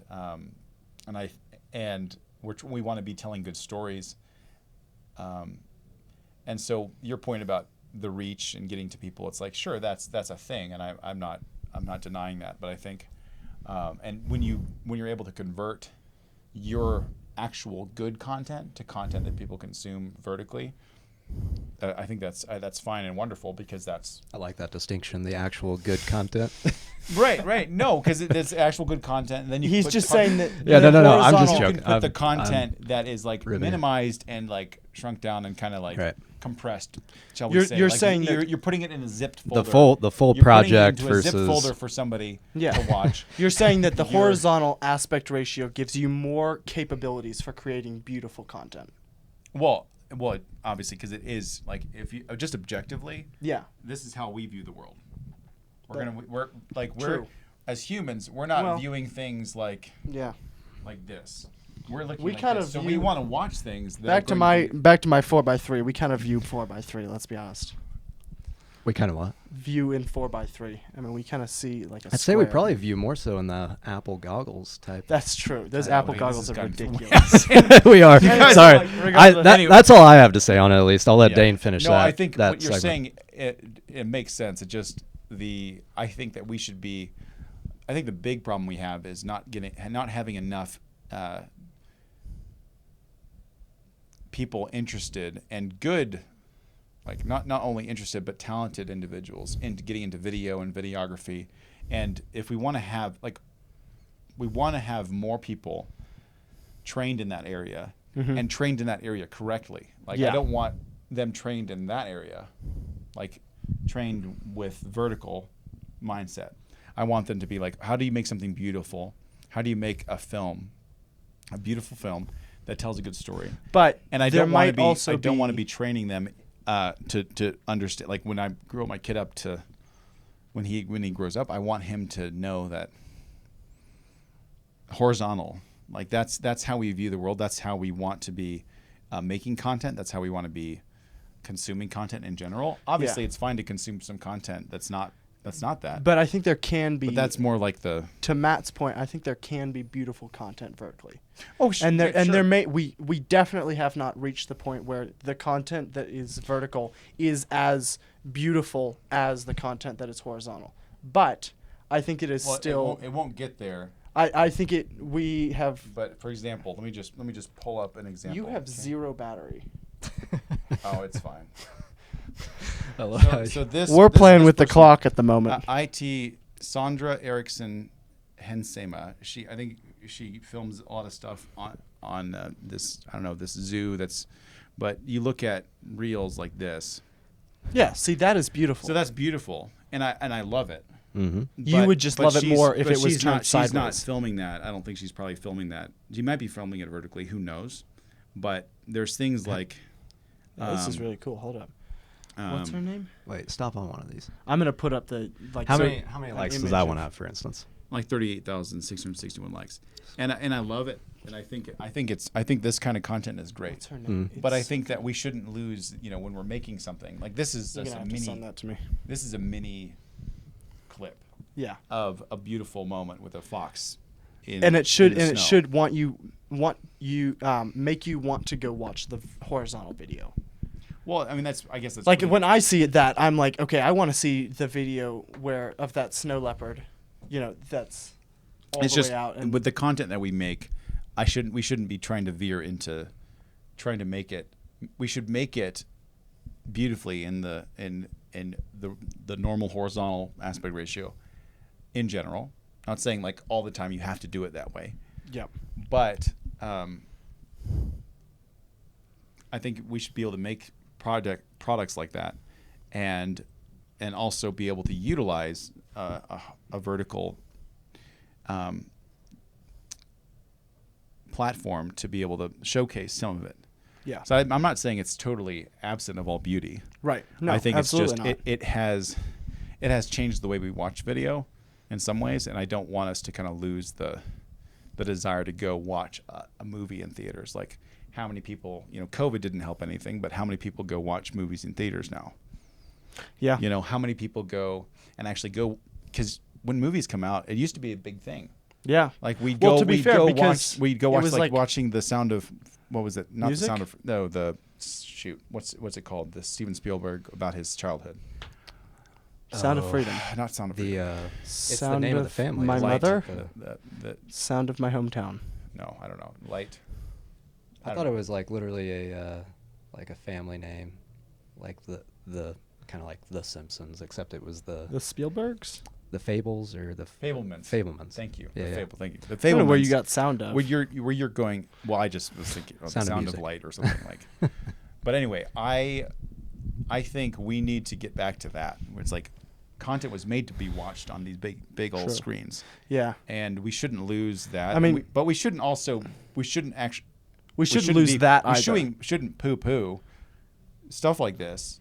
I'm going to poo-poo the general atmosphere that it's like why do people prefer shooting like this over horizontal? I get it. The normal person's going to be like on their phone, let's film this moment.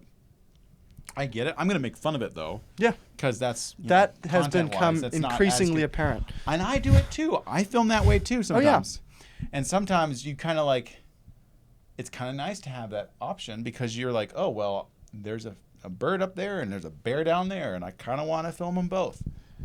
And you've got the option And to I kind don't of. want to pan. But if you had a camera, like an actual film camera, you wouldn't be. I mean, Hold that probably sucker not. You'd sideways. probably like back up and figure it out. Yeah. But I think I'll say two things. and filmmaking then is not people will 9:16. Filmmaking is 16:9 or something else. Yeah. equivalent. I'll say two things, and then Matt, feel free to respond to all of the allegations. I mean, Dane I could and keep going. will I'm make. gonna save your time here. I think haven't allegations against him. Nothing against Matt. I think he probably films a lot vertically, and He films a lot I horizontally too. film would say. majority horizonal. Yeah. My So From he what I've seen probably on agrees with me. He Instagram. probably, I don't know. Maybe you've got to. no. It's just Again, for I clients. could go down a lot of rabbit holes. For I think there's clients, just it's the distinctions. right- I'm not it might be the arguing right with the thing. clients. I'm not arguing Yeah. with the clients' side of things because Yeah, the people 'cause who if you're don't know trying how to- to film and video, telling them to do vertical content, Absolutely. it can be It super makes helpful more for them, sense. but that's different. Yeah. Right. I think there's category differences, so I don't want And to. if We could you're- spend a lot of time yeah, and if on you're- each category. He's being careful because he's filming himself. That wasn't even on. Oh no! I mean, If I'll say if whatever. this wasn't even on, he would be totally in agreement, but he doesn't want to offend his clients and telling them. No. I think I think don't that's agree. a lie. I think you are full of. but I don't want to poo-poo, spend a speaking half of. hour trying to explain my. Yeah. I Yeah. think if you're doing it for clients and you're trying to get them the most reach, Well- then getting it vertical content out there. I'll throw this one little bomb in there. I guess. Go ahead. Throw Yeah. the bomb. Check it. We'll see where this goes. Like the I don't US want to in, take up all your time, but 1914 or whatever it was. how old is motion picture, roughly?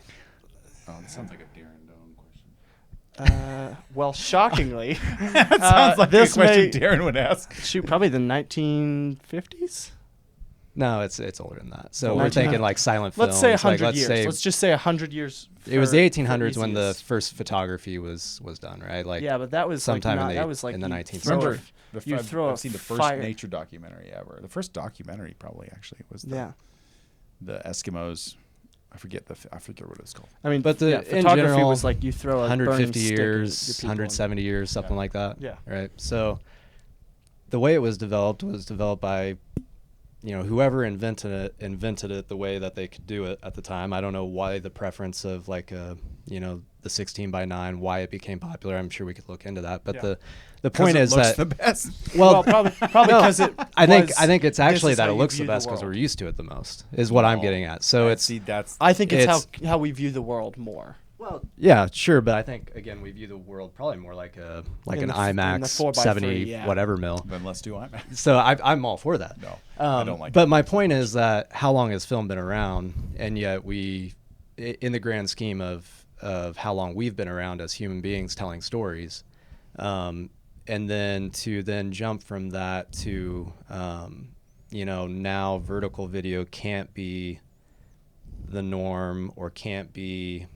the preference, I think is just too quick in the span of time that video's even been available. So what I mean by that is that, you may have your preference of horizontal, and horizontal's been around the longest. But I don't think that therefore makes it the objective best by necessity, just because that's what we've had the longest. I would disagree. So that's his opinion. Okay, I didn't know that was your opinion. I'm clear. Now Dane understands. Two things, both are the quotes from Alex Hormozy. The first is, he said, whatever you make, no matter if you brand it perfectly, if you have the right campaign, if you do all of the marketing correctly, if you make a good product, eventually people will come back and they will buy and they will continue buying because it's a good product. Right. So as far as your point, if it's not for a client and you're just shooting your own thing, filming horizontally and making something that is beautiful like that, even if it doesn't get the most engagement, it might get engagement from a different demographic, right? Because my generation is more likely to watch vertical content. Someone like my father's generation is more likely to watch horizontal content, and that can tell you based off who you're aiming for. But when you make something that is actually beautiful and actually well done, it will get out there and people will find it and enjoy it because it is so well done. And the second thing is, he says the unique niche about, he was talking about Joe Rogan, and he's like, Joe Rogan's thing is he does podcasts, he does UFC, and he does like bow hunting / carnivore, all that kind of thing. And he says the reason that he's become so successful, you gotta mention that. Jiu-jitsu, he's like, the reason he's so successful is because he knows what he likes and he sticks with it. And a lot of the some of the greatest movies and the greatest pieces of art throughout history, the greatest pieces of content, as long as content has been around, is from a director who really loved what they were making. And not just, I'm trying to appeal to the masses, but I'm trying to make something that I genuinely enjoy and genuinely pushes me. And so if you're doing that, then you are more likely to be successful than a lot of what people are doing right now is chasing trends. You're streaming now because streaming is popular. If streaming stops becoming popular, then you'll stop streaming. You're just trying to chase on the new trend. You can't chase every trend. And so if you stick with, who you are and what you love creating, what you love producing, even if it's like if you're painting a painting, right? And even if not everyone is interested in it right now, people will become interested in you because of your passion for that. So creating horizontal content, even though it might not be the thing at the moment to get the most views, if it is something that you genuinely enjoy, that you genuinely it genuinely helps you become better at what you do, your job or your passion, whatever it is, that is something that people will like because you like it. Your love of that product and of that process will shine through, regardless of if it's the trend at the moment. Was the Mona Lisa vertical or horizontal? What you said was stupid. Okay. But the last part. Thank you. Good to know. No, I feel like the last part was just I think I understand what you're trying to get at, which is you're trying to say that, correct me if I'm wrong. You're trying to say that what you're making, if you love it and you're putting as much time and effort to make it beautiful, then other people love it. That's not necessarily true. Because you could make something really bad that you really love. That true. Yes. So it's like these, but you're saying that there's a lot of directors. There is objective beauty. There's objective beauty, and I think when it comes to like what you're saying, it hasn't stood the test of time. Mm-hmm. It's like, sure, it hasn't stood the test of time. It won't. At least it may stand the test of time in its niche. I think that's more my point. Like a vertical content. Like I don't think we're gonna. If we end up seeing vertical movies, it'll probably end up in Asia or China, like in their theaters. Those are like the same. Well, I don't think it'd end up in Just theaters at all. I FYI. think it would just be China's in consumed the Asia. same way vertical content always is. Like I don't But think the they thing would is, actually. but you wouldn't think but that a movie would that's be a created prediction, and then everyone's watching it like this on their phone. Right. I think like Like, what it I would be think you're kinda saying funny, is though. the format matters, right? Like if it's on the phone, it helps to have it vertical for social media. If But it's if on it's- social but if media, it's a if it's a movie, though- movie, I would rather have it horizontal. Right, and of course. I think we probably agree. Mm-hmm. But I think I'm poo-pooing the horizontal for. You mean the vertical? Sorry. Yeah. the- I was want to gonna get say, you on the this is record gonna be correctly fun. here. For the vertical, I'm poo-pooing it as a general, like, this is not the way that content is. Hello, Dane's mic. Normally, thank you, is normally done, and I think that we need to make sure we're not falling into this thing where it's like, oh, now we need to start creating content for this. Mm-hmm. Maybe some content, but not the good, beautiful, wonderful content, unless it's something like. Well, I think a that's reel I think that's the point of distinction is that we both agree that we would prefer to, of course, watch a movie in horizontal. Yeah. If I'm going to watch a movie. Everyone agrees. If I'm going to consume content on social media, the easiest thing right now, given the platforms and how they're Set up. used Yeah, to and swipe you don't and all that You stuff don't hold your phone sideways. is vertical. And what's the most popular then in another category than for what I do for work in terms of what I provide a client in order to get their brand out there. I think all those are different distinctions that have to be made. Where we agree is that, of course, if I'm personally, Matthew Bane, consuming something, I enjoy watching a movie on horizontal. Yeah. I don't So- even know though if it's personal preference. Then So are I we think in the it's just- category of what's objectively beautiful? Is that what Yeah, you're saying? Yeah. I think that also gets into some rough spots because there were 33,000 people on that one post alone who thought that was a beautiful shot that we True. don't know that they then went and asked her for a horizontal Well, I to get think- the true beauty. But True. the thing that's the thing. I think what Jackson was saying wasn't necessarily helpful on that point. Oh, thanks. In a way where it's like they may want to go consume the actual thing. Sure.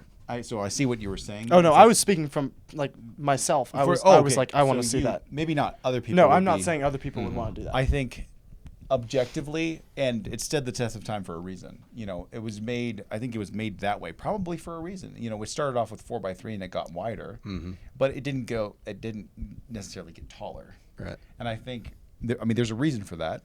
You know, when we're watching a film and you watch No Country for Old Men, imagine that in vertical. That'd be interesting. No. I mean, no, it'd it would be interesting, but it It would would be not be interesting. beautiful. It wouldn't be its It original. would not be as Yeah, beautiful. it wouldn't be but the it would be fullness of what it was interesting. originally meant to be. It would be interesting, but, But I it would think not that's be the beautiful. point. The way you're talking though is very like No, like you're not willing Well, to where say am I- one thing's objectively like you're. because I don't think that it can be in terms But of when you're how talking to it. clients though, it's like the clients. It's like they're. Yeah. I'm talking about the world of film and Mm-hmm. visual content, which should be I think it should be, as a general rule, like the objective beauty of if you can have it shot horizontal, you should. I'm not saying that, like I've said Yeah. multiple times here. I'm not saying that one thing cannot look beautiful in vertical if it's shot a certain way. If you've got like a bird Yeah. sitting there, and you've got like head to tail, like beautiful shot, like the clouds are behind it, it's this beautiful like cockatoo or whatever, and it's a beautiful shot. Well, even I can the stuff agree. you showed us. Well, yeah, I can agree. This is it's beautiful. I think shot. you just helped me actually distinguish what I'm trying to say in terms of objectivity and relativity in terms of what we see. For me, what I'm thinking about when I think objective beauty, I'm thinking of beauty in general. What is beautiful? There are true objective ugly things that can be filmed whether in vertical or horizontal. My point is that the format is not where the beauty lies. The format is relative in terms of this is beautiful and it happens to be in horizontal. It's not necessarily that it's in horizontal that I think that Capitan or whatever that is. OCOP is, and Half Dome is and beautiful. Oh, yeah. You could cut right here and I would still think that that's beautiful. I think objectively that is a beautiful scene. Yeah. Objectively. If that was a picture horizontal or vertical of a murder scene, it's objectively ugly. It's objectively wrong. It's Depends on objectively. how you light it. So that's where I'm coming from, is that I think beauty isn't isn't physical, constrained. You're talking about physical stuff. Right, isn't constrained to the physical format of a video. The beauty or the good in a story is objective only in the sense, is the story truly good? Is the story redemptive? Is the beauty of the landscape truly beautiful? I think landscapes are the thing with shooting landscapes horizontal, and the reason why many landscape lenses at least are super it's called landscape wide for a reason, because it's literally landscape. It's super wide, and it gives you a sense of awe. Like, you know how tall a tree is, and then you see all of these trees, and then you see Half Dome. Like, it gives you a sense of of smallness. Totally, but that's not where I'm at. I'm at, like, that's objectively beautiful whether you cut that into 16 slices or not. I'm saying, I think I'm saying it would so be less beautiful if you just had took this and then cut it randomly in the middle. Okay, you could have a shot of Half Dome. That's just our point of disagreement. Then would be that I just find that if it's whether it's vertical video or if it's horizontal video, the beauty is separate from that. It's, if you captured it in horizontal, great. But and you can make like beautiful pictures. And the same with the story. The story, I could watch Notes of a Tilt on. Is it Notes of the Tilt-A-Whirl? From the Tilt-A-Whirl. I could watch that even though it was originally shot in horizontal, and given that I wouldn't be getting the fullness of it because of how it was shot, I wouldn't be getting all of that. But I would still find it very intriguing, very interesting, and very true, even if I saw it all on vertical. Well, sure. I mean, that's my point. Is that, but I don't think that it's relative to I don't think that it's determined by the format of how I'm consuming it, I guess is what I'm getting at. Unless the only place I would see that is if the creator who made it wanted it to be seen in horizontal. Like, if you have an IMAX movie, you can't condense that down into vertical and see the fullness of what the cinematographer wanted you to see. I agree with that. Yep. But my point is that I don't think that it's objectively true that horizontal is by necessity better. I guess I still see that as relative. I would look at it more for which is a really interesting conversation I did not expect to get into. I didn't expect to get this into. I think film in general is like movies and that kind of thing is more kind of what I'm talking about. Yeah, where it's like movies and film. And I think we all agree. And I don't think anyone should change that. Yeah. Yeah, that's fine. I think we all agree with you there. To vertical, because that, like, when you were consuming a movie, you want to have that wide perspective. Yeah, I would agree. I would love to have the wide perspective. When I look at a photo like a portrait, right? Like, if we cut that there in the mountain, it's a portrait. Beautiful. I could agree there. I think that this wide is going to be, like, I think it's more beautiful. It's like, whoa, that's expansive and that's amazing. So in general, like, if I prefer, do I prefer a portrait mode picture on my wall or like a wide landscape photo on my wall? I think both can be beautiful, but I would prefer probably in some ways the other They're thing. different beauties. Unless, like to your point, if there was like a really, really tall tree, right? And I just was like, I just really want this tree, and just right. That's where I just simply think that the objectivity lies in whether it's truly beautiful or not. The subjectivity and preference lies in either the creator behind it or in the one that's consuming it. They're different. They're different beauties. They are. Well, not that there's different beauties. That the same. No, I'm saying that they're beautiful in different ways, both formats. Yeah, But- all I'm saying is that there's objective beauty outside of whatever the format of it is, We all and agree that there. there's subjective preference based on, for instance, the painting on the wall.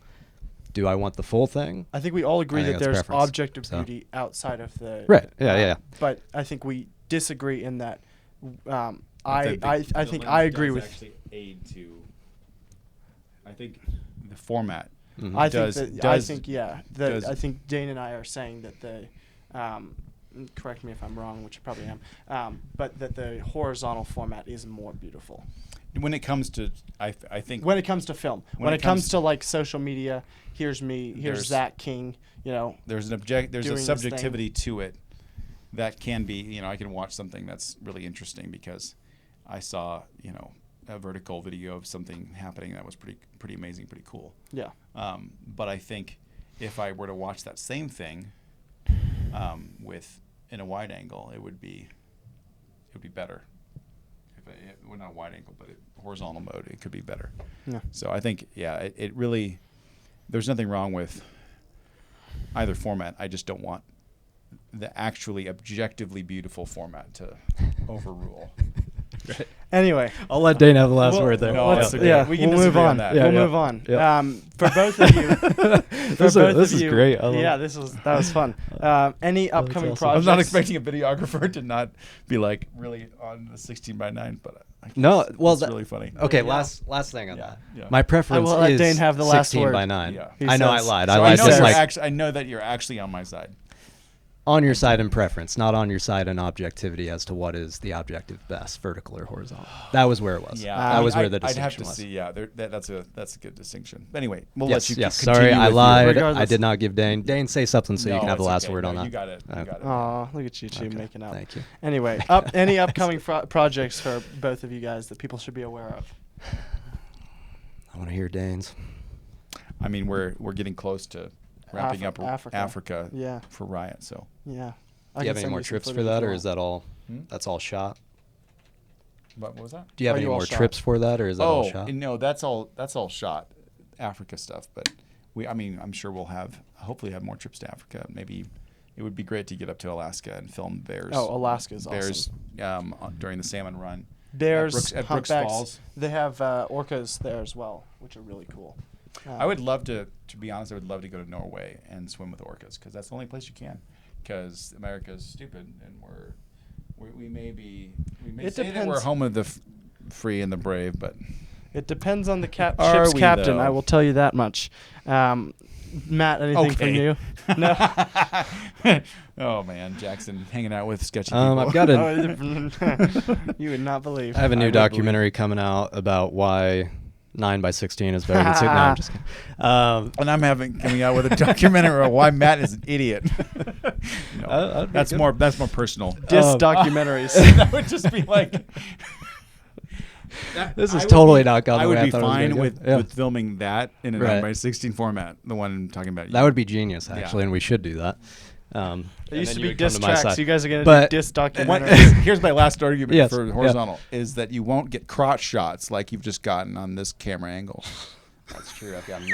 Oh, yeah. Many. Oh, yeah, babe. So But I'll just further Hey, who says verticalize the it. crotch I'll shots use are that as wrong? a verb.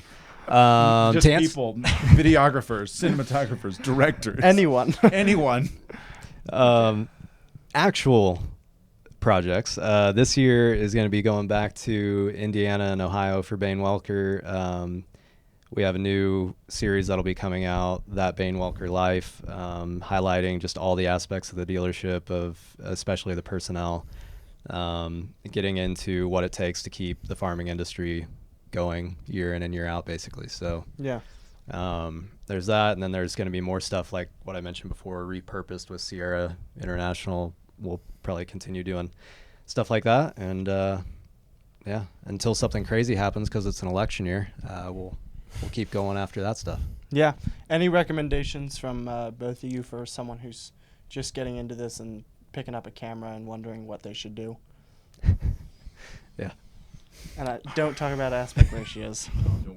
We're done with that. Yeah, we're done. That's just so fun. I will say that when I started, it was very much just whether it's an iPhone or a camera, like whatever you have, the recommendation is to be shooting, like pick something random. Like let's say for myself, the first thing I did was I picked a sunflower in my parents' yard. There was a bunch of sunflowers that were grown pretty tall, and they were really beautiful. And so I just shot a bunch of different angles and shots of these, like close-ups, moving shots, still shots, like wide shots, medium shots, and just put it together with like some Vivaldi. Yeah. So I basically did a little vignette where it's like the same thing. I guess it would be the equivalent of like an author, like a poet writing like a short story, or a poet writing like a poem about some beautiful tree in his backyard. It's like that's how you practice. You want to be learning how to cut to music. You want to be learning how to shoot, how to film things. And a lot of people think that the camera is going to be the thing that does it. And the camera does help. Yeah. But and the thing is, I think Darren has, I think that's probably why Darren is like, it doesn't matter what the camera, about the equipment you have, because there are going to be a whole bunch of gear junkies out there who are going to be like, you need to buy this, you need to buy this, you need to buy this. If you buy this, and it's like those guys are like, sure, no, that would be wonderful if I could. Yeah. But I need to just be practicing with what I have. So getting yourself an old camera that can shoot HD video or 1280 by 720 video, something. They're cheap cameras now. And just go out and practice. Film I don't know, do a music video with your friends. Go out and film your dog running in the park and like get cool shots. Like, I don't know, get like one thing I did with Nate one time is we got a little paint roller and we attached a baseball onto the paint roller. On where? Like on the section where the rolling section, so we like put a hole in it. And then we got the baseball on it, and then we mounted a GoPro onto like the handle, so we could make it look like it was a point of view, like we were throwing, like we had our hands around it and just chucked it, and then you just whip it into like a glove. And so it was kind of like things like that. Be creative, like try to get shots that have never been done before. Don't be thinking, oh, I need to. This needs to be the best shot. This needs to be the best shot. Like but you want to be creating stuff, and you want to be actually, and you don't have to have other people around you doing it.